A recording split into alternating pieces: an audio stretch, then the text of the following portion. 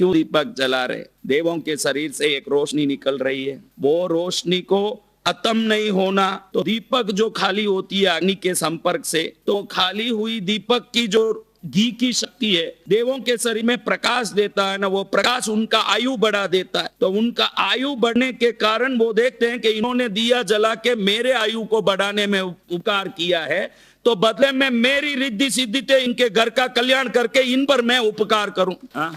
तो कई लोग दीपक करते हैं। बोलो बेटा, उसी भाव से देखो, जो मोक्षगामी आत्माएं हैं उनके सामने दीपक हम रखते हैं, तो उनके जितने सेवा करने वाले अधिष्ठायक देवी देवता हैं वो सब उस शक्ति को, क्योंकि कभी दीपक करते हो तो ओम ह्रीं श्री धरणेन्द्र पद्मावती परिपूजिताय शंखेश्वर पार्श्वनाथाय नमः बोलते हो, तो तीनों का मिश्रण होता है उसमें।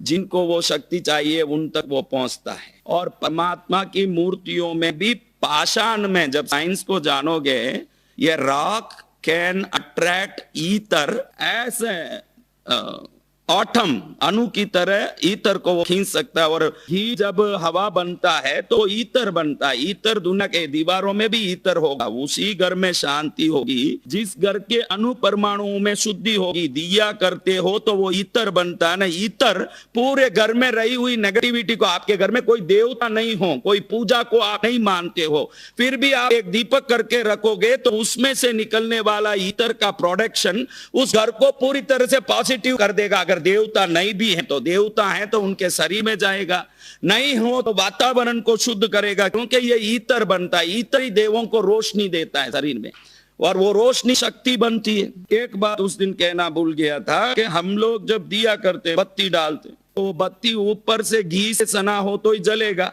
इसलिए अपन हाथ डाल के घी लगा के उसको तैयार करते हैं, फिर उसी हाथ से जलाते हैं। किसी के हाथ में घी या तेल लगा हो, उस हाथ से वो दीपक जलाता है तो उसको व्यापार में नुकसान होगा, ये निश्चित बात है। अगर वो घी को हाथ से लगाता है, पहले दिए बत्ती पर लगाता है, फिर उस पर जाके यूं माची जला के दिया जलाता है, तो घी तेल सने हाथ से दिए जलाने वाले के घर में लक्ष्मी की बड़ी बहन आ जाती। उसका आमंत्रण मुद्रा यही है। दरिद्र देवी लक्ष्मी की बड़ी बहन है ना, उसका आमंत्रण घी या तेल लगे उंगलियों को सामने करने से वो घर में आती है। तो आप किसका आमंत्रण करते हो? हाथ धो लेना चाहिए। ये क्या करना, दीपक हम सुबह ही बना के रख लें। आप कब जला रहे हो? सुबह 9 बजे या शाम को 6 बजे। सुबह सुबह उठे, नहाए धोए, 2 दीपक बना लिया, जाके बस बेसिन में 1 मिनट हाथ धो लिया, उसके बाद जब पूजा करो तब जलाओ, जब पूजा करने आओ तब जलाओ। ये घी लगे हुए, देखो सब देवों की अलग अलग मुद्राएं होती है। विष्णु को बुलाना हो तो आपको शंख मुद्रा, चक्र मुद्रा, गदा मुद्रा, कमल मुद्रा, 4 मुद्रा चाहिए उनको बुलाने। कितनी मुद्रा? शंख, चक्र, कमल, गदा।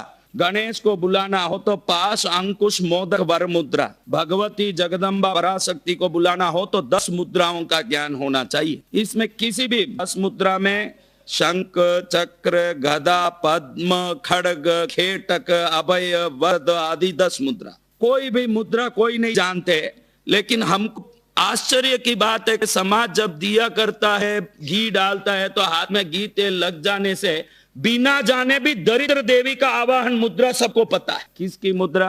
हाँ, लक्ष्मी की बड़ी बहन को बुलाने की विभिन्न मुद्रा नहीं होती। जिसके हाथ में घी लगा हो, तेल लगा हो, वो लगने के बाद वो दिया करता है, तो ये दरिद्र देवी को बुलाने की मुद्रा है। किसको बुलाने की? तो ये मुद्रा तो जीवन भर सबने बढ़िया से की, इसीलिए यहाँ आके बैठे हैं। नहीं तो टाइम ही नहीं होता। मर्सिडीज में कहीं जाना पड़ा इतनी देर में, बेंस में कहीं पहुंचने का नौबत आ जाता।